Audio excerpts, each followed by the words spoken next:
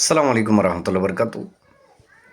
অনেক সময় দেখা যায় যে আমাদের চেম্বারে কোর্টে কিছু কিছু এই ছেলে মেয়ে কোর্ট ম্যারেজ করার জন্য চলে আসে। এখন কথা হলো, কোর্ট ম্যারেজ যে বিষয়টা, সেটা করতে হলে ছেলে মেয়ে অনেক সময় দেখা যায় তারা না সাবালকত্ব অর্জন করেনি।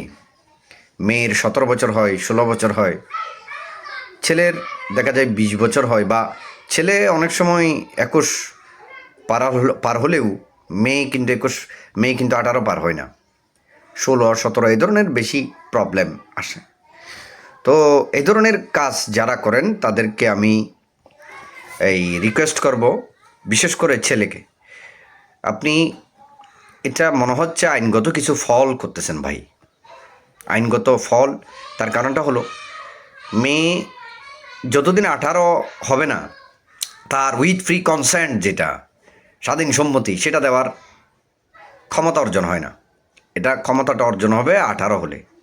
তো আপনি নিয়ে আসছেন তো 17 বছরের একটা মেয়েকে, এটা তো এখন ওর লিগ্যাল গাইডিয়ান লাগবে, ওর মা বাপ লাগবে ওর কনসেন্ট দেওয়ার জন্য। যদি মা বাপ না থাকে তো ওর কনসেন্টটা গ্র্যান্টেড না।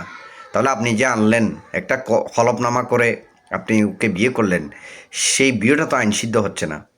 তো এই ক্ষেত্রে আপনি যেটা বিপাকে পড়বেন তা হলো, মেয়ের মা বাপ, লিগ্যাল গার্ডিয়ান, যেহেতু ওর একটা বড় করে একটা মেয়েকে বড় করেছে, অনেক ওদের আদরের কন্যা মেয়ে, ওটার জন্য তারা প্রয়োজনীয় ব্যবস্থা নিবে।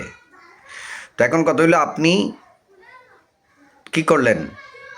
আপনি তো একটা মেয়ে নিয়ে আসলেন, তার 17 বছর, তাহলে তার কনসেন্ট দিতে পারবে, সম্মতিটা দিতে পারবে, ইয়েস নো সম্মতি দিতে পারে মা বাপ, অর্থাৎ লিগ্যাল গার্ডিয়ান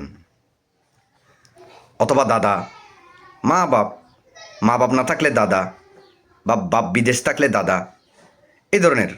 তাহলে এক্ষেত্রে বা আপন ভাই, এ ধরনের হতে পারে, এদেরকেও লিগ্যাল গাইডিয়ানের মধ্যে অন্তর্ভুক্ত করা যায়। তাহলে তাদের কোনো সম্মতি ছাড়া আপনি যদি বিয়ে করেন, বিয়েটা তো আইনসিদ্ধ হচ্ছে না, একটা বিষয়। আর সেকেন্ড বিষয় হলে, মেয়ের গার্ডিয়ান তো আপনার বিরুদ্ধে অপহরণের যদি একটা মামলা করে, তাহলে যেটা হয় তা হলো, যেহেতু বিয়ের যেই মেয়াদটা, তখন তো সে নাবালক ছিল, এর পরবর্তীতে সে 18 হওয়ার পরে কনসেন্ট দিলেও তো সেটা ঘটনা হচ্ছে যখন হয়েছে তখন তো 17 বছর। তাহলে সেই 17 বছরের বয়স থাকা অবস্থায় যদি মা বাপ মামলা করে, তখন আপনি তো বাঁচার কোনো সুযোগ নাই। অর্থাৎ ওটা যদি মামলা প্রসিডিং ড্র হয়, সবাই যদি এটাকে ওর বাদীপক্ষ যদি এটাকে খুব ভালোভাবে এগিয়ে নিয়ে যায় মামলাটা, তাহলে তো পরবর্তীতে আপনি বিপাকে পড়বেন, অনেক সমস্যা পড়ে যাবেন। মেয়েটা যদি বেঁচে থাকে, হয়তো বা সুস্থভাবে আপনি রাখতে পারেন, হয়তো বাঁচার সুযোগ আছে। মেয়েটার কনসেন্টের উপর, 18 বছর হওয়ার পরে কনসেন্টের উপর, সাক্ষীর উপর অনেক কিছু ডিপেন্ড করে। কিন্তু দেখা যায় বিয়েটা তো হয়েছে তখন মেয়ে 17 বছর ছিল, একটা বিষয়। আর তখন কথা হইলো, মেয়ে তো তখন আপনার যদি মামলাটা হয়ে যায়, কোনো অ্যাক্সিডেন্টে যদি মেয়েটা দুর্ঘটনাবশত যদি মারা যায়, তখন তো আপনার জন্য মহাবিপদ।